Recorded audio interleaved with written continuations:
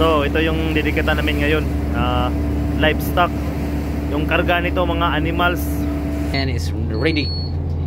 Amor River, balik tayo diyan. Very big ship.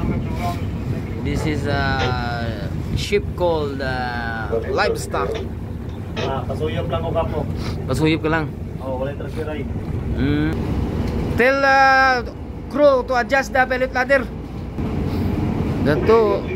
The 5 little monkey cannot climb the pilot ladder. Need to adjust more. Adjust 2 steps for our safety.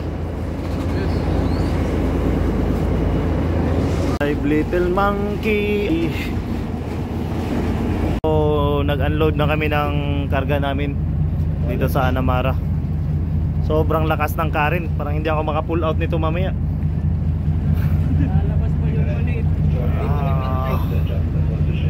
Taas pa naman. Taas pa naman ang freeboard nila.